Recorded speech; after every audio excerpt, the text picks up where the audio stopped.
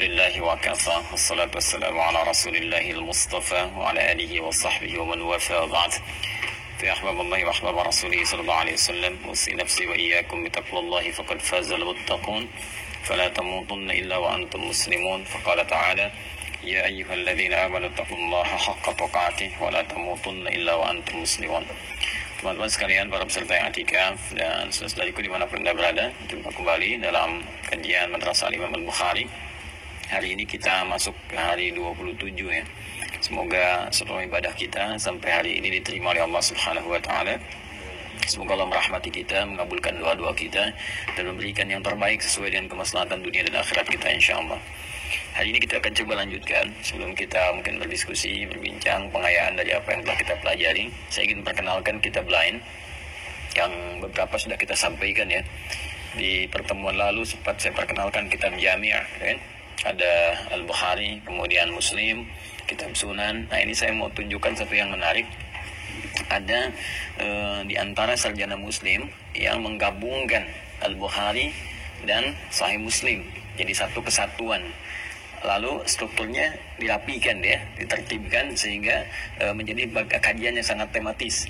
Ya, ini disusun oleh Salih Ahmad Syami. Ini gabungan dari Al-Jami' baina Sahihain. Jadi Al-Bukhari dan Muslim disatukan menjadi bentuk tematik. Nah, ini saya kira belum ada terjemahannya nih ya di bahasa Indonesia. Kalau bisa kemudian diterjemahkan jadi satu hal yang sangat bagus. Karena nanti dari Al-Bukhari, Muslim jadi tema lagi. Setiap temanya itu digabungkan dua hadis ini sehingga lebih otentisitasnya lebih terasa gitu ya. Kemudian juga kekuatan dalilnya lebih menyatu di sini. Ada sinergitas di antara dua kitab Jami'. Nah, ini cukup bagus dan hanya sedikit, hanya 2 jilid. Hanya 2 jilid ya. Kalau kita lihat di Al-Bukhari sendiri kan Al-Bukhari itu nanti ada yang 4 jilid syarahnya. Kemudian ada yang 3 jilid tebal, ada yang 12 jilid. Yang 12 jilid paling banyak itu yang paling populer. Ya, karya Ibnu Hajar Al-Asqalani itu. Kalau Sahih Muslim yang paling populer syarahnya Imam An-Nawawi 9 jilid ya. Yang ini. Kemudian di sini ada juga saya hadirkan kitab Al-Adabul Mufrad yang ini sudah banyak ini ya, sudah banyak terjemahannya di Indonesia. Nah, ini cukup bagus kitab yang dikhususkan oleh Imam Al-Bukhari untuk menampilkan hal terkait adab saja, konsepsi adab.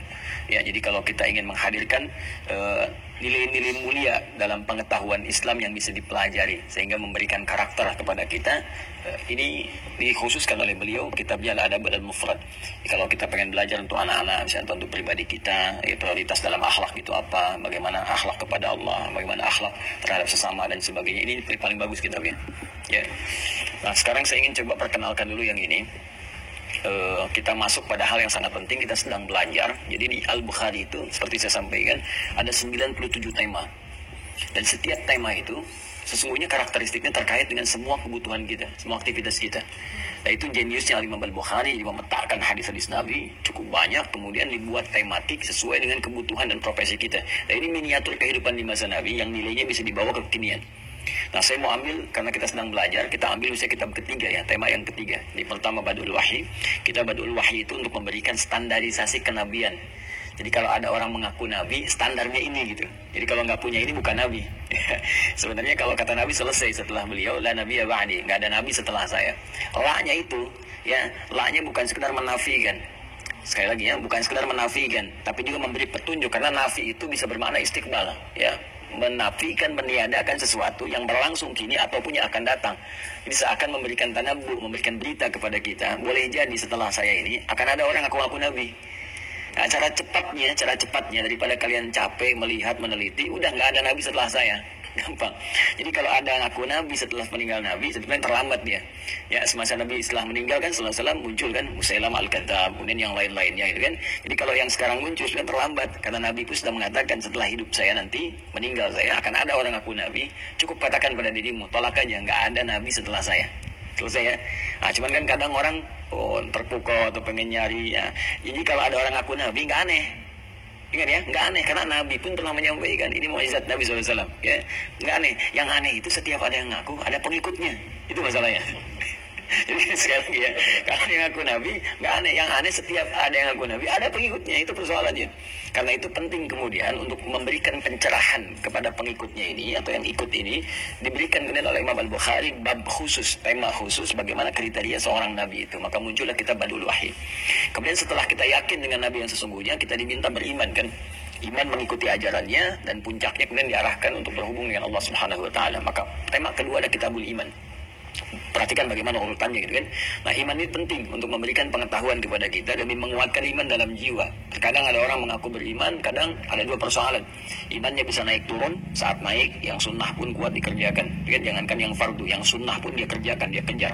Tapi saat imannya turun, jangankan yang fardu, jangankan yang sunnah, yang fardu pun kadang tertinggal. Kan? Atau terlambat dia kerjakan. Nah, ini nanti ada 57 hadis membantu kita bagaimana menguatkan iman kita sehingga dinaikkan ke atas dan dijaga supaya nggak turun. Ya, termasuk ada orang yang memang beriman yang bukan turun lagi, ditukar misalnya sama mie instan, ya, ditukar sama sarung, ya, tiba-tiba dia bisa menggadaikan imannya. Nah, karena itu penting bagi kita bagaimana memahami konsepsi ini. Nah, untuk menguatkan iman ini butuh pengetahuan. Karena ayatnya mengatakan, Quran surah ke-47 itu, ayat 19. Ya, surah Muhammad SAW ayat ke-19. Fa'lam annahu la ilaha illallah. Fa'lam. Kalau diterjemahkan, kalau kita terjemahkan bebas, itu kan selalu bunyinya, maka ketahuilah gitu kan. Ketahuilah. Padahal kalau kita kembalikan ke gramatikal bahasa Arab, ilmu nahwu saja contohnya misalnya, atau kita kembalikan ke sharaf yang paling tepat, fa'lam itu kan dari kata alima ya'lamu fi'il amr i'lam. Ya, i'lam masdarnya kan ilmu. Jadi fa'lam itu pada asalnya adalah bukan sekedar maka ketahui, tapi lebih kepada maka dapatilah pengetahuan. Mesti tahu, mesti punya ilmu gitu ya. Alima tahu, ya'lamu akan tahu, ilman pengetahuan, fa'lam maka carilah pengetahuan. Ya, maka Anda mesti tahu. Bagaimana caranya tahu? Cari pengetahuan, belajar di situ. Ya, dan itu menggunakan fa yang kemarin saya sampaikan di ilmu nahwu harfu atfin rabitin baina syai'aini bila hudud. Ya, huruf yang menyambungkan dua peristiwa yang terjadi dengan cepat. Peristiwa pertama iman, untuk menguatkan iman itu maka cepatlah kita dapati pengetahuan. Jadi kalau kita tahu dalam konteks kita mengenal Allah, annahu la ilaha illallah, annahu untuk menetapkan la ilaha illallah, tidak ada Tuhan selain Allah. Bagaimana kita yakin tidak ada Tuhan selain Allah? Maka harus punya ilmu. Dan pakai fa, cepat belajar. Ya, cepat belajar. Nanti kalau kita nggak punya ilmu, mudah untuk digadaikan. Sekarang kalau ditanya gini, kenapa Anda memilih Tuhannya Allah? Ya, kalau nggak punya logika, nggak punya dalil, nggak punya pengetahuan, mudah kemudian digoyahkan. Ya, bahkan dengan misalnya dengan pemikiran, ya, dengan pengetahuan yang lain, dengan informasi mudah ditukar. Maka harus punya ilmu basicnya apa? Karena itu di kitab yang ketiga, tema ketiga, perhatikan ketersambungannya. Maka dibukakan, ditampilkan ke kita bab kitabul ilmi, tema tentang ilmu. Nah, di tema tentang ilmu ini sangat menarik ketika dipadukan di sini. Ini yang mau saya share di kesempatan kali ini. Kita diskusikan sedikit ya. Nanti selebihnya seperti biasa kita kembalikan ke ayat Quran, kemudian juga ke al-adabul mufrad pengetahuan, sehingga ada gambaran besar. Dapatnya agak banyak di saatnya i'tikaf ini. Jadi minimal nanti kalau saya mau cari tentang bab-bab fikih, kitab hadisnya apa? Sunan gitu kan, nanti Anda tinggal rembukan. Kalau saya mau nyari tema yang umum, saya cari kitab jami' gitu kan. Dan kalau saya mau spesifik terkait dengan adab, al-adabul mufrad. Nah, ini kita lihat di sini tentang konsepsi sinergitas Al-Bukhari dan Muslim terkait dengan kitabul ilmi. Esensi tentang pentingnya pengetahuan dia dalam lisan Nabi SAW. Di sini ada di halaman 123, kalau saya tidak keliru. Bismillah, kita coba tampilkan. Nanti saya bacakan, ini kitabnya belum ada ya, karena belum saya berikan yang anak PKU. Betul ya. Ini 122 sampai 123 ini kitabul ilmi. Nah, ini perpaduan antara Al-Bukhari dan Muslim. Saya bacakan dulu, nanti kita ambil turunannya dari Al-Quran. Ya. Bismillahirrahmanirrahim. Babul fiqh fid din. Ini sudah saya dikatakan, ini sudah mulai sistematis dan sudah diberikan temanya secara tematiknya. Ya, kalau kita ambil ke Al-Bukhari baru kitab A, kitab B gitu kan. Di Sahih Muslim juga demikian. Ini nanti konsepsi ke bawahnya di situ sudah spesifik ya. Babul fiqh fid din. Bab ini saya tidak terjemahkan dengan tekstual Indonesia ya. Kita lebih senang tuliskan dalam konsepsi bahasa Arabnya. Ini yang mau saya turunkan pengetahuannya ya, teman-teman sekalian. Dan kenapa nanti ada hadis ini? Kenapa ada hadis ini? Ya. Saya tuliskan dulu, bismillah.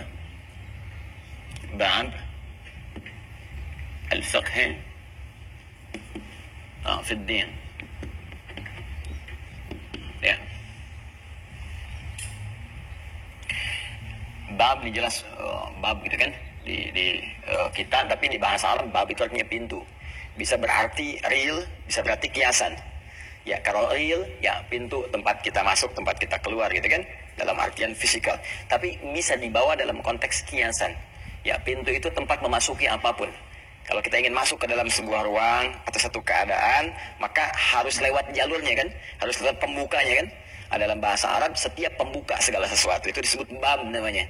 Maka seakan-akan tema ini subtemanya ya, dari temanya kan disebut kitab. Ya, kitab itu kumpulan sesuatu yang sistematis. Disebutkan 255 kali kata kitab dalam Al-Quran. Ini sesuatu yang terhimpun dengan sistematis, urut ya, dan tidak ada celahnya, itu disebut dengan kitab namanya. Ya, makanya Al-Quran juga dinamakan dengan kitab. Dzalikal kitabula raiba fi, karena susunannya begitu sistematis dari Al-Fatihah sampai dengan An-Nas, tidak ada yang terbalik, tidak ada yang tertukar, tidak ada celahnya. Karena itu buku pun kalau sudah disusun tertib, ada daftar isinya, ada pengantarnya sampai akhirnya, itu disebut dengan kitab namanya. Ya, kalau baru baru sebatas ya kerangka gitu kan, baru sebatas misalnya ya beberapa topik-topik tertentu, itu orang Arab menyebutnya dengan khutbah. Ya, baru kerangka saja. Tapi kalau sudah jadi, ini pendahuluannya, daftar isinya, ininya A, B, C sampai ujungnya, baru disebut dengan kitab. Jelas ya?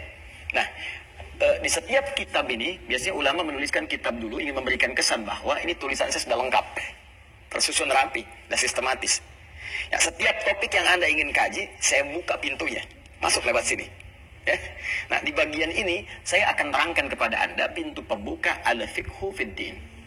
Ya, jelas ya. Babul fiqh fid din, hadza babul fiqh fid din, asalnya demikian, hadza mubtada, kemudian makhluf, babnya ini khabar, gitu kan? Kemudian al-fiqh mudhaf ilaih, fiqh fid din. Nah, kenapa saya bahas ini? Ini penting di ilmu nahwu itu, nanti ada i'rab untuk memberikan kesan kepada kita pemahaman yang dalam. Jadi kalau kita tahu i'rab, kita bisa memahami ini arahnya kemana, maknanya apa. Beda antar harakat a, i, u, itu lain makna. Bahkan kalau masuk ke fikih lughah, itu lebih dalam lagi. Kenapa laki-laki identik dengan A, perempuan I? Coba deh, anta perempuan, anti, jazakallah kak perempuan, jazaki. Kenapa kalau banyak identik dengan U? Muslimun U, ya kan? Mukminun U, itu ada rahasianya. Nanti supaya nggak lompat-lompat kita khususkan itu ya. Dan ada rahasia besarnya nanti. Ada luar biasa sampai ke karakter itu di bahasa Arab itu, sampai ke karakter dipelajari. Ya, ke karakter itu dipelajari. Ya, kita kesini dulu. Ini pakai mudhaf ilaih, sesuatu yang disandarkan seakan-akan memberikan kesan kuat pada hal yang mengikat. Ya, bahwa bab ini begitu penting gitu ya, terkait erat dengan sesuatu yang sangat penting dan mengikat pada bagian turunan tema yang saya uraikan.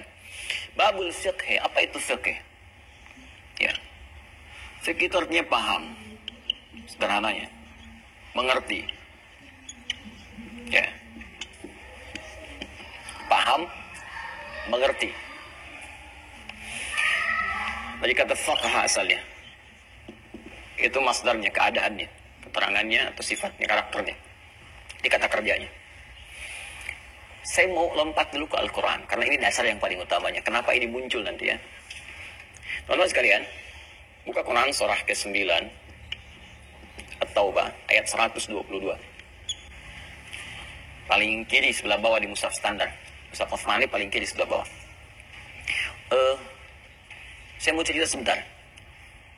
Jadi dulu ada satu semangat yang dahsyat itu kan, untuk merespon ajakan jihad. Karena dulu masih suasana serang-serang militer gitu kan, banyak sekali, akhirnya ada panggilan-panggilan untuk mempertahankan diri. Dan itu semangat. Karena motivasinya besar. Kalau meninggal syahid surga gitu kan. Makanya kalau ada orang menyeru untuk jihad, idnadal munadi lil jihad, ya, dia mengatakan jahidu fi sabilillah, jihad, itu keluar semua, nggak mikir panjang. Karena memang mereka itu hidup untuk wafat. Itu aja. Hidup untuk wafat. Jadi gambarannya gini. Gambarannya ya kehidupan ini kan amanah. Kehidupan yang paling abadi itu di akhirat gitu. Jadi, kata itu sebab yang paling tinggi lah. Tapi caranya benar. Ya, kalau dibelokkan ke cara yang salah, jadi bahaya ini. Ya. Caranya benar. Karena itu setiap ada panggilan untuk berkhidmat pada agama, karena ini konsepsinya bekal untuk akhirat, pertaruhan terakhir. Karena dunia itu gini, sifatnya karena sementara, tazul gitu kan, sementara. Maka apapun yang didapatkan, sifatnya sementara saja. Nisbi, sifatnya relatif. Jadi kalau dia kaya, kayaknya sementara, ketika meninggal selesai kekayaannya. Makanya ketika dikatakan meninggalkan dunia, jadi semua yang ada di dunia tinggalkan. Mau gelar, coba pernah nggak ada orang bisa meninggal? Ya, kan semua gelarnya sama tuh, almarhum, wafat, apapun jabatan nih, mau presiden, ketua MPR, mau DPR misalnya, mau pejabat, mau apa, nggak pernah ada dituliskan misalnya direktur A meninggal dunia, terus di misalnya tuliskan yang tetap aja almarhum, selesai. Ya, apalagi harta, jangankan ke akhirat, harta fisikal dunia, ke alam kubur pun nggak ada yang dibawa. Handphone yang paling bagus apapun itu silakan, nggak ada orang bapak kalau meninggal handphonenya nanti sertakan, kalau mama kangen di sekolah aja sih. Tapi khairan yarah sih, amal mithqala dzarratin khairan yarah, kan miskol yang nggak dijawab syarran yarah itu, amal mithqala dzarratin syarran yarah. Ya, jadi saya mau balikan gini, karena sifat itu sederhana, maka ya jangan terlalu bersedih. Dunia itu teratur itu, artinya udah diatur, rezeki diatur. Jadi kalau kita udah meninggal selesai semua. Ya, tapi kalau misalnya akhirat tuh, maaf, bekalnya tipis, fakir, maka fakir selamanya. Karena sifatnya abadi. Walal akhiratu khairul laka minal ula, sifatnya abadi. Jadi kalau fakir selamanya, kalau kaya selamanya. Makanya orang-orang yang cerdas, ya al-kayyisu kata Nabi itu, orang-orang yang cerdas, dia akan menyiapkan diri untuk bekal akhirat karena sifatnya abadi. Untuk selamanya gitu ya. Nah, orang-orang berpikir pada saat itu, ya sudah, kehidupan dunia ini tinggal nunggu ajal saja. Ya, makanya mereka maksimalkan untuk mencari bekal akhirat. Begitu ada panggilan jihad, semua ikut serta. Nah, ketika semua ikut serta itulah kemudian Allah menurunkan satu firman yang sangat luar biasa. Ini pelajaran besar, karena peperangan itu, ya, kemudian juga pergulatan itu bukan hanya terjadi perjuangan itu melalui ya fisikal, militer dan sebagainya, akan terjadi sesuatu yang sangat luar biasa. Turun ayat, wa makanal mu'minuna liyanfiru kaffah. Tidaklah semua orang beriman itu mesti berangkat ke medan juang seluruhnya. Kan? Falaula nafara min kulli firqah. Nah, ini saya mau turunkan. Ini sangat menarik teman-teman. Nanti saya turunkan poinnya, setiap poinnya. Falaula nafar min kulli firqah minhum ta'ifah. Ini dia. Liyatafaqahu fid din. Asalnya dari sini. Ya, asalnya sini. Falaula nafara min kulli firqatin minhum ta'ifatun liyatafaqahu fid din. Saya turunkan ke sini. Liyatafaqahu. Ini. Ya, tafaqahu fid din. Fid din. Oke. Ini poin utama yang ingin saya katakan. Lalu turunannya nanti hasilnya apa? Waliyunziru qaumahum idza raja'u ilaihim la'allahum yahdharun. Saya mau ke sini dulu. Hendaklah ada sebagian di antara mereka, enggak harus semua pergi ke medan juang. Hendaklah ada berjuang di porsi yang lain. Di sisi yang lain. Apa itu? Lihat tafaqahu fid din. Kalimatnya bagus sekali, menggunakan lam di sini. Agar mereka, ya, supaya ini ya di sini nanti masuk kepada mudhari'nya, kan? Ini perintah, sifatnya arahan. Kemudian di sini mudhari' dengan makna yang kemarin, present, kan? Continuous dan future. Jelas ya? Kemudian ada ta, fa, qaf, ha, waw. Tadi saya katakan dibentuk jamak. Ini asalnya berasal dari kata fikih ke sini. Lalu mendapat penambahan ta dan tasydid sebelum akhir. Nah, di qaf ini ada tasydid, ada tafaqahu di sini.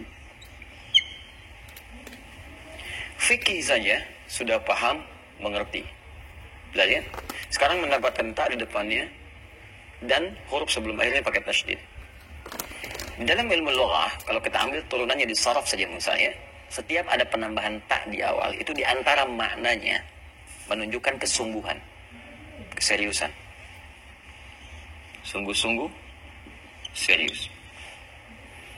Seakan memberi kesan bahwa tipikal orang beriman itu, ingat ya, kalimatnya beriman. Beda nanti antara muslim, di diksi Al-Quran, paparan Al-Quran, beda antara muslim, baru Islam, dengan mukmin. Ya, misalnya orang di Quran surah 49, sedikit ayat ke-14 untuk menguatkan. Ada orang Arab Badui mendeklar kepada Nabi langsung bahwa kami telah beriman. Qalatil a'rabu. Ingat ya, ada Arab, ada Arab. Kalau Arab itu perkotaan. Tapi kalau Arab itu di kalangan Badui, Arab Badui, ya, padang pasir. Qalatil a'rabu amanna. Orang-orang Arab Badui berkata, ya, kami telah beriman. Nabi nggak bisa komen karena urusan iman itu urusan perkara hati, Allah yang tahu. Maka diilhamkan kepada Nabi, diberikan wahyu, kul lam tu'minu. Katakan pada mereka, kalian belum beriman serius, belum mukmin. Walakin qulu aslamna. Tapi katakan kalian baru formalitas masuk Islam, baru diucapkan imannya dengan lisan. Ya, iman yang benar itu dari lisan turun ke hati. Ya, jadi begitu diucapkan dengan lisan, kalimat di lisan ini langsung menghadirkan gelombang kepada jiwa, masuk ke jiwa takwa. Ketika masuk ke jiwa takwa, nanti ini akan memberikan pancaran sinyal, pengaruh ke seluruh anggota tubuh kita untuk berbuat baik dengan petunjuk iman. Ya, gambarannya begini, gambarannya. Jadi begitu diucapkan asyhadu an la ilaha illallah, asyhadu anna Muhammadar Rasulullah, harusnya kalimat ini langsung masuk ke dalam jiwa. Ya, tasdiqum biqalbi, iqrarun bil lisan, tasdiqum biqalbi, dibenarkan oleh hati kita. Masih ingat pelajaran kita kemarin? Dalam jiwa kan ada takwa. Ya, wa nafsi wa ma sawaha fa alhamaha fujuraha wa taqwa. Nah, kalimat ini masuk ke takwa. Begitu dia masuk ke dalam jiwa takwa, ini akan jadi sumber pancaran gelombang yang memberikan petunjuk kepada seluruh anggota tubuh untuk bersikap. Karena itulah kalau kita baca Quran dengan benar, seluruh anggota tubuh kita ini ketika akan digerakkan, itu ada pancaran iman dulu, dibimbing oleh imannya. Lalu kita temukan dalam Al-Quran, seluruh fungsi tubuh itu dimulai dengan iman sebelum dijelaskan fungsinya. Kalau nggak percaya, mari kita lihat misalnya. Saya ambil dari ujung kepala sampai ujung kaki, ya, mata misalnya. Buka Quran surah ke-24, An-Nur, ayat 30 sampai 31. Ya, beda antara mata yang didorong dengan fungsi iman dengan yang bukan. Wa qul lil mu'minina, untuk laki-laki, yaghuddu min absarihim. Wa qul lil mu'minina, katakan pada pria-pria yang beriman. Imannya dulu disebutkan. Yaghuddu min absarihim.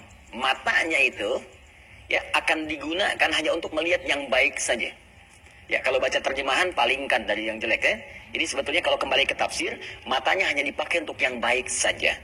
Ya, terpalingkan dari yang jelek. Jadi kalau mata orang beriman itu, imannya akan membimbing, memberikan cahaya kepada pandangannya supaya melihat yang baik saja. Ketika melihat yang tak baik, dia akan palingkan. Makanya kalau kita ingin melihat ukuran keimanan kita lewat mata, silahkan dicek. Ketika kita mampu menatap yang baik-baik dan memalingkan dari yang tak baik, itu Masya Allah, ini menunjukkan ada kekuatan iman yang dahsyat. Ya, silahkan, kalau nggak percaya silahkan cek, pasti ada itu. Begitu kita lihat, ini nggak bagus palingkan. Nah, biasanya semakin tinggi iman, semakin tinggi kan, bahkan bukannya dipalingkan, lisannya cepat mengucap kalimat istighfar. Kalau dia melihat sesuatu yang tak bagus. Ya, misalnya buka Quran surah ketiga, Ali Imran ayat 133. Wasari'u ila maghfirah. Jadi ada sara'ah, ada sa'ah, itu beda. Kalau Jumatan pakai sa'ah. Ya, Quran surah Al-Jumu'ah 62 ayat 9, ya ayyuhalladzina amanu idza nudiya lis-salati min yaumil jumu'ati fas'au. Di sini wasari'u. Ya, tapi terjemahannya sama dan bergegaslah. Nah, padahal katanya beda. Kalau sara'ah itu artinya bergegas tanpa harus pikir, cepat. Jangan dipikirkan. Ya, tapi kalau sa'ah bergegas tapi siap-siap dulu. Punya persiapan yang matang. Kenapa Jumatan menggunakan kata sa'ah? Kalau sudah mendekat kepada Jumat, bergegas kamu. Tapi siap-siap dulu. Mandi dulu, siapkan minyak wangi yang baik, siapkan persiapan berdoa, rinci apa yang mau diminta, tanya pada istri keluarga apa yang mau dititipkan dalam doa, yang akan dimohonkan. Itu fikihnya. Tapi kalau urusan taubat, jangan dulu mikir, jangan disiap-siapkan. Saya dah dosa sekarang siang, pengen taubat nanti malam persiapan tahajud. Alih-alih nyampe tahajud, asar meninggal. Makanya ketika mata kita melihat yang benar, tiba kemudian ada yang salah, itu dipalingkan, lisannya cepat mengatakan tanpa pikir panjang, astagfirullah. Dan itu berlangsung bersamaan, tidak ada yang telat. Nggak ada telat salah satu, cepat salah satu. Misalnya, ya lisannya cepat salah satu, tapi matanya begini kan, telat. Astagfirullah, astagfirullah. Iya, dosa nih masih. Nah, itu ya, itulah iman. Ya, nggak percaya, silahkan cek lagi lisan. Quran surah 49 misalnya kan, di ayat yang ke-11. Ya ayyuhan nasu. Ya ayyuhalladzina amanu, maaf, iman. Ya ayyuhalladzina amanu, imannya dulu. La yasraqum minkum. Lisan orang beriman tidak dipakai untuk mencela. Lisan orang beriman tidak dipakai untuk bikin hoax. Lisan orang beriman tidak dipakai untuk ghibah. Ayat 12 kan demikian. Ya ayyuhalladzina amanu ijtanibu katsiran minadh-dhann. Nah, pikiran orang beriman enggak mungkin berprasangka buruk sampai ke ujung kaki. Nah, itulah iman. Nah, ini pun yang paling menarik, ini dibuka dengan kalimat iman. Jadi pelajar yang beriman itu, mahasiswa yang punya iman itu, ya, orang-orang yang mau belajar ikut taklim yang beriman itu cirinya beda. Pertama, belajarnya serius. Tuh. Saya cukup satu ayat ini. Kalau benar-benar kita muslimnya baik, praktekkan satu ayat jadi pintar semua. Serius. Ya, kalau mau belajar apapun harus serius. Di mana kita bisa menghasilkan pelajaran yang baik, ilmu yang baik, kalau nggak serius belajar? Kata Quran serius. Kemudian keseriusan ini diarahkan bukan hanya menerima transfer pengetahuan, tapi pahami itu. Sampai mengerti. Ini luas sekali. Ya. Apalagi urusan agama. Karena itu Anda temukan dalam setiap turunan ibadah itu kan ada ilmunya, kan? Silakan cek ya, sholat kan mesti ada ilmu kan? Kalau nggak ada ilmu nggak bisa sholat kan? Zakat demikian, kemudian haji umrah demikian. Silahkan Anda cek, semua ilmu yang terkait dengan syariatnya selalu diistilahkan dengan fikih namanya. Fikih sholat, fikih zakat, fikih puasa, fikih haji umrah. Pernah dengar nggak ilmu sholat? Tidak kan? Kenapa menggunakan kata fikih? Seakan memberi kesan bahwa kalau mau sholat, pelajari dulu bacaan sholat, gerakan sholat sampai paham. Mengerti, sehingga dengan paham mengerti ini, ada kehusyuan dalam sholat kita. Sekarang dari satu kalimat ini saja, mohon maaf sebesar-besarnya, berapa persen bacaan sholat yang kita pahami sampai hari ini? Ya. Itu problemnya. Kita ingin khusyuk dalam sholat, tapi nggak ngerti yang kita bacakan, yang kita lakukan. Ya orang kalau kerja nggak ngerti dengan pekerjaannya, mustahil bisa dikerjakan pekerjaannya. Itu urusan dunia, apalagi akhirat. Orang berangkat haji cuma putar-putar nggak ngerti, memang menggugurkan kewajiban, tapi pemahaman yang tidak hadir itu akhirnya menghadirkan hilangnya kekhusyuan atau hampa makna sehingga hasilnya tidak maksimal. Nah, ini lari ke sini dulu teman-teman sekalian. Kan kalau ada tasydid sebelum akhirnya, ini menunjukkan apa yang akan dilakukan itu tidak mudah. Tasydid itu, ya, tasydid, syadda yashuddu seakar dengan kata syiddah. Sesuatu yang tidak mudah, ya, kadang keras, ya, kadang-kadang ada tantangan. Karena itu dalam bahasa standar yang bertasydid itu kan asalnya dua huruf disatukan, ya, seperti gini, gini kan, hamzah a ini mati, kemudian berharokat awal, kan, awal. Lalu ini disatukan jadi satu, huruf double namanya, double ditandai dengan tasydid begini, awal, kan? Nah, apa hikmah esensi atau falsafahnya dari bahasa ini masuk ke sini? Terkadang jika ada suatu aktivitas dihadirkan tasydid sebelum akhirnya, ini menunjukkan bahwa aktivitas itu tidak mudah. Ya, bukan perkara yang biasa, butuh motivasi double, 2 kali lipat dari sebelumnya. Paham sendiri? Nah, ini nggak mudah ya, karena ilmunya agak dalam di ilmu bahasa ini. Ya, bisa akan memberi kesan pada kita, serius dalam belajar sampai dengan paham, dan tambahkan motivasi 2 kali lipat dari biasanya. Jadi kalau kita ingin sukses, tambah motivasinya, tambah belajarnya. Orang 2 jam, kita 4 jam, gitu kan? Orang santai, kita serius, jangan sampai duduk paling belakang, nggak pernah nanya, gitu kan? Mengandalkan kopian teman saat mau ujian. Makanya ilmunya sebatas saat ujian, betul nilainya bagus. Ya, tapi setelah itu terhenti di situ. Ini persoalan ya, persoalan nih. Itu yang mudah dalam konteks yang umum, tapi kita berlaku semua karena konteksnya ad-din. Ayatnya belum selesai. Lihat tafaqahu fid-din. Ini nggak berlaku muda, tapi tua muda hadir di dalamnya. Balik ya sini ya. Lihat tafaqahu fid-din. Nah, dari sinilah kemudian muncul bab ini. Bab al-fiqh fid-din. Ya, bab al-fiqh, belajar sampai paham fid-din, pada hal yang terkait dengan semua tuntunan dalam ad-din. Apa itu ad-din? Islam. Apa itu Islam? Ad-din. Oke, betul. Kita ambil ad-din itu Islam yang pokoknya. Dalilnya Quran surah ketiga. Kita pakai dalil ya, ayat 19. Inna ad-dina 'indallahil Islam. Kan? Apa itu Islam? Di sini penting. Kalau kita mau kaitkan dengan fikih dalam konsepsi pengetahuan, maka nanti di sini akan ada 2 bagian. Ya. Satu, khusus yang terkait dengan aspek syariat dalam konteks ibadah ritual. Ibadah ritual. Dalilnya langsung kita ambil hadis. Tadi kan sudah Al-Quran, banyak hadis riwayat Muslim. Di kitab Imam Muslim tuh, jilid pertama nomor hadis yang ke-8, disebut hadis Jibril. Ya, ini pasti sama ini. Rawinya Umar bin Khattab radhiyallahu ta'ala anhu. Dikutip oleh Al-Imam An-Nawawi. An-Nawawi itu yang mensyarah ya itu hadis Muslim. Beliau juga nanti bikin beberapa kitab. Di antara yang banyak dikaji termasuk di Indonesia itu ada kumpulan hadis Al-Arba'in, 42 hadis. Jadi Al-Arba'in ini nomor hadis yang kedua. Ya. Jadi Orang langsung belajar tuh di Al-Arba'in ya. Dan gitu lompat ke Riyadhus Shalihin 1896 hadis. Ya, padahal itu sebelum itu ada kitab yang lain. Dan itu dasarnya. Apa itu? At-Tibyan fi Adab Hamalatil Quran. Sebetulnya yang bagus itu dulu. Di At-Tibyan itu mengajarkan kepada kita bagaimana cara belajar yang efektif. Sampai diatur masuk ke majelis ilmu bagaimana caranya. Berinteraksi dengan guru bagaimana. Belajar efektif seperti apa. Terus kalau sudah dapat ilmu nanti menghormati guru bagaimana. Kalau jadi guru seperti apa adabnya. Diajarkan semua. Nah kebanyakan ada sebagian yang langsung lompat ke Arba'in. Terus ke Riyadhus Shalihin. Ilmunya banyak tapi adabnya kosong. Ini yang jadi masalah. Makanya setelah dapat ilmu, ilmunya digunakan untuk menjadi peluru berperang dengan orang lain. Ada yang nembak sana, nembak sini, saling tahdir, saling ini, itu persoalan. Ya, jadi kadang-kadang stepnya itu nggak pas, lompat dulu ke atasnya. Makanya ulama itu kalau bikin kitab sistematis banget. Ini dulu, ini dulu, ini dulu, ini dulu. Sehingga terukur. Nah, saya mau ke sini ya. Di hadis Muslim hadis ke-8 disebut juga dengan hadis Jibril namanya. Ya, ini menjelaskan nanti ada pengetahuan sampai masuk ke sini. Saya langsung lompat ke sini saja ya. Kalau kita bacakan dari awal panjang ya. Bainama nahnu julusun inda Rasulillah sallallahu alaihi rajulun syadidu baydil thiyabi sampai ke sini langsung disampaikan mal Islam. Mal Islam. Terus saya bacakan dari depan ya.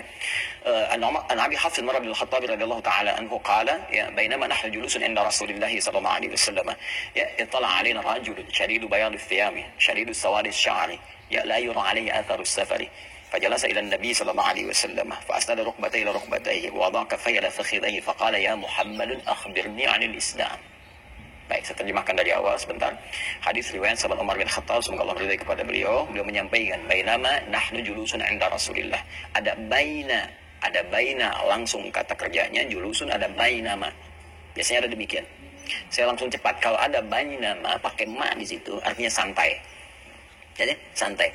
Tatkala kami sedang duduk-duduk santai dengan Rasulullah SAW. Nah ini adab kepada kita. Sahabat itu dalam santainya pun masih nyari orang baik. Jadi orang soleh. Dalam santainya pun. Ini pesannya sangat dalam. Kenapa? Karena orang santai, orang baik, orang soleh itu walaupun dalam suasana santai, candanya pun pasti bermanfaat. Pasti ilmu. Dan gak akan bergeser dari Allah Subhanahu wa taala. Kadang-kadang kalau kita kumpul-kumpul mau nyantai-nyantai, istilah sekarang ngopi-ngopi kan, macam-macam, coba yang keluar apa coba? Tergantung teman kan?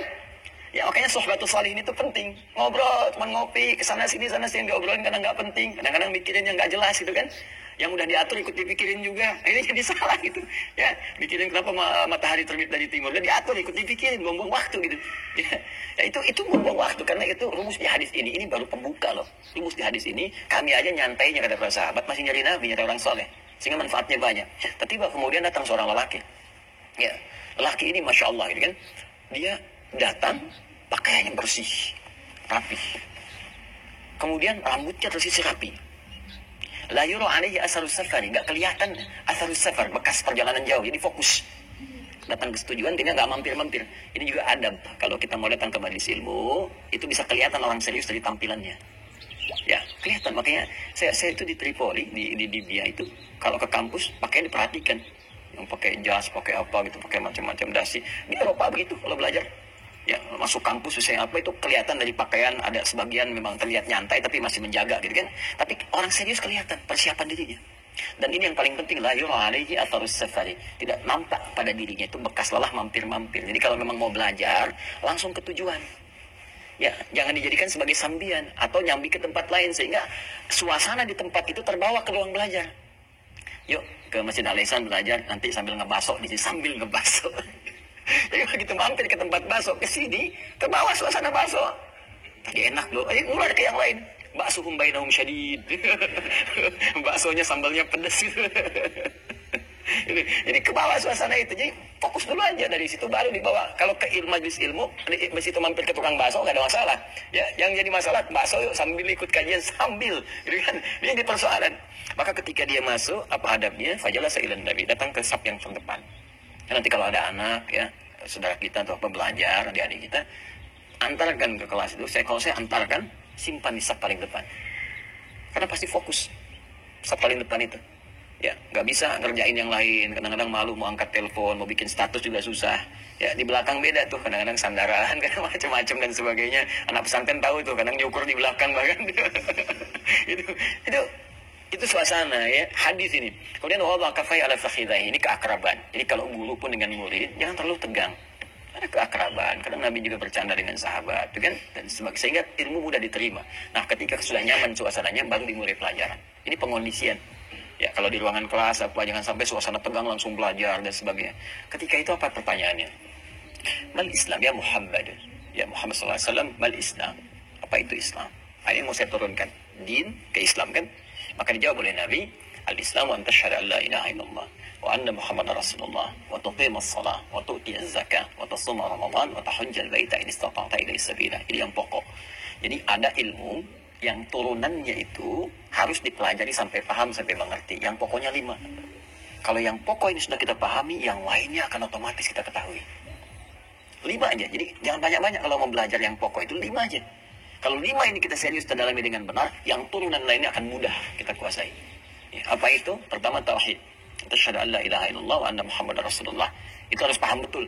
Kenapa kita mengucapkan la ilaha illallah? Kenapa ada la di depannya? Setelah ilah, kemudian kenapa harokatnya fathah ilaha? Setelah itu Allah jadi dhammah illallahu.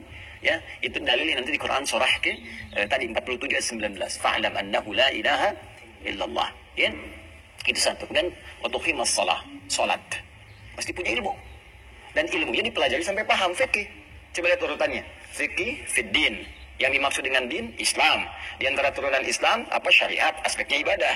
Jadi kalau kita mau belajar Islam, mau benar dinnya, konsepsi keagamaannya mau benar, Islamnya benar, maka pelajari sampai paham. Ya, fikih salat sampai paham. Makanya tidak ada yang paling detail dalam ibadah, demi Allah saya katakan kecuali di Islam. Diatur semua. Ya, bahkan saat akan mulai salat diatur semua dari pakaiannya. Coba dari mulai adzan. Kita sudah punya aturan. Kita kan cuma dengar adzan pun panggilan waktu sholat aja kan. Turunannya nggak dibahas. Coba buka Quran surah 7 Al-A'raf ayat 31. Ya. Itu ada turunan. Ya bani Adam khudhu zinatakum 'inda kulli masjid. Hei anak cucu Adam. Ketika ada panggilan dari masjid didengar. Panggilan dari masjid itu apa? Adzan. Khudhu zinatakum, kenakan pakaian terbaik. Karena kita akan menghadap Allah. Anda menghadap pimpinan, ya rapat ketemu teman, pakaian bagus luar biasa. Sekarang menghadap Allah dan kita mengajukan proposal keduniaan kita, akhirat kita, kebutuhan kita. 5 kali dalam sehari kita mintakan, penampilan kita biasa-biasa. Apa nggak adil di situ? Ya, kata Allah kenakan pakaian terbaik, dan itu membawa kekhusyuan. Nah itu bayangkan baru ada panggilan, belum setelah itu tentang wudu bersih, masa ketemu teman bersih-bersih, ketemu Allah kotor, kan? Kemudian setelah itu menghadap ke arah kiblat, diatur bagaimana caranya dari takbir sampai dengan salam dan dijelaskan maknanya kenapa begini. Hikmahnya apa? Apa dampaknya dalam kehidupan kita? Itu udah semua. Nanti buka kajian saya yang fikih sholat itu saya terangkan detail tuh. Nah, kalau nanti ada waktu saya tunjukkan beberapa referensi itu dahsyat sekali. Nah, itu sholat, zakat. Coba kenapa disebut zakat? Jadi semua istilah di dalam syariat itu ada maknanya, bukan kata-kata hampa makna. Sholat aja tadi ya, kalau kita pelajari itu kan manajemen hidup kita harian. Ya kenapa subuh? Kenapa ada zuhur? Kenapa artinya zuhur itu apa? Asar apa? Maghrib apa? Isya apa? Sedikit sebagai gambaran cepatnya. Subuh itu punya 2 kata. Ya, subuh dengan fajar. Subuh dengan apa? Fajar. Ada fajar, ada fujur. Ya, sudah saya terangkan yang fujur kemarin kan? Kalau fujur itu pancaran yang negatif yang diberikan waswas oleh setan, lawannya takwa itu. Ya, jadi kalau dia keluar fujur, dia ngasih gelombang rambatan. Rambatannya memberi perintah dari waswas setan disebut ammar namanya. Karena fujur tempatnya di nafas, ya wa nafsi wa ma sawaha fa'alhamaha fujur. Fujur tempatnya di nafas. Nafas tempatnya di qalbu. Qalbu tempatnya di sodrun. Sodrun jamaknya sudur. Setan memberikan waswas dari sudur. Alladzi yuwaswisu fi sudurin nas, tembus ke dalam. Diberi perintah keluar dari fujur itu perintah gelombang-gelombang keburukan. Ini yang kalau kita misalnya terbawa was-was setan, marah, maka dari hati kita keluar langsung di bawah fujur. Mata diberikan cepat sepersekian detik, mata melotot. Lisan meracau, tangan memukul, kaki menendang, sepersekian detik. Nah, itu pancaran jeleknya. Pancaran kebaikan yang bersumber dari jiwa takwa kita disebut fajar namanya. Ya, bentuk kiasannya. Kalau bentuk hakikinya, ya bentuk realnya, itu kalau cahaya, ya muncul membelah kegelapan. Sehingga menandakan bahwa gelap selesai, malam selesai, tibalah kemudian pembuka di waktu pagi. Ya, muncul. Itu di Quran surah kedua ayat 187. Wa kulu washrabu hatta yatabayyana lakumul khaytul abyadu minal khaytil aswadi minal fajr. Jadi begitu cahaya pancaran cahaya tadi keluar, maka kemudian yang gelap itu hilang, tibalah kemudian yang baik-baiknya, yang putih terbuka dan seterusnya. Nah, bahasa kiasan, majasnya, kenapa kemudian sholat pertama kita disebut dengan fajar? Seakan-akan itu respon pancaran cahaya keimanan kita yang merespon panggilan yang disampaikan oleh Allah lewat suara muadzin. Allahu Akbar, Allahu Akbar. Orang yang punya iman akan merespon dari kedalaman jiwanya, jiwa takwanya memancarkan pancaran fajar keluar. Respon itu bangun dia siap-siap sholat. Itulah sebabnya kenapa sholatnya disebut sholat fajar, bukan hanya menunjuk kepada cahayanya, ya, menunjuk kepada awal perubahan waktunya, tapi juga pancaran dari dalam jiwa yang merespon. Itu tinggi sekali dia, ini tinggi bahasanya, yang merespon panggilan itu. Sehingga tafsirnya dari mana? Quran surah ke-8 ayat kedua. Innamal mu'minuna, sungguh orang-orang yang punya iman sejati itu. Orang punya iman sejati kan di dalam jiwanya, tadi saya terangkan. Ya, idza dzukirallahu wajilat qulubuhum.